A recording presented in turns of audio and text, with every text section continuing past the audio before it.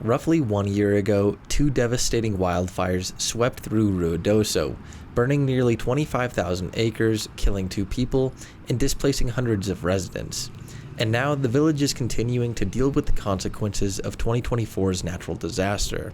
The monsoon season, combined with the burn scars in the surrounding area, have created conditions that have led to deadly flash flooding, and with more rain in the forecast, residents and business owners are bracing for what comes next. You kind of get in shock. You don't know exactly how to think or feel right away. Tyler Winsel is the general manager at Ruidoso's Riverside RV Park and witnessed Rio Ruidoso's record swell to over 20 feet on July 8th, destroying hundreds of homes in its wake, killing a man and 2 children. A lot of the town's okay, but all the river bottom properties are pretty much toast right now. But I think the encouragement to keep coming here was a bit overstated, kind of a mistake. And as far as like the other efforts that have been done by the federal government with the HESCO barriers and stuff, I think everyone was a little skeptical about whether or not they'd work, but I think they overpromised a little bit on how that would be. As you can see probably around town, that a lot of these HESCO barriers have completely collapsed in on themselves and didn't do their job at all. So Winsel said that even as he and his wife prepare for more flooding events, it's unclear how much help the town will be receiving from the state and federal government. I realize a lot of these properties are going to be deemed condemned probably now or non-buildable. I'd be curious to see if there's going to be a buyout offer on some of the properties that are at the river bottom, because what kind of resources are going to be available from state and federal in the very, very, very near future. Even as the federal government has approved some aid for immediate assistance, the village is still waiting on the bulk of funding via a major disaster declaration. That declaration would open more federal funding for rebuilding efforts, as well as assistance for displaced residents. As residents' frustration continues to grow regarding the uncertainty, Ruidoso Mayor Lynn Crawford said the village is doing the best it can with the given resources, but the back-to-back disasters are overwhelming. The village is the same village that we were before. The same 200 plus employees, the same ones that we have shortages in the departments for the street, the paving, the water, all those things, and we're still doing those. We don't have an army set aside or a tremendous amount of funding set aside to do all of this stuff. Crawford said that he's been in contact with federal partners and is hoping for the approved funding soon, despite the amount of red tape that the village officials are having to deal with.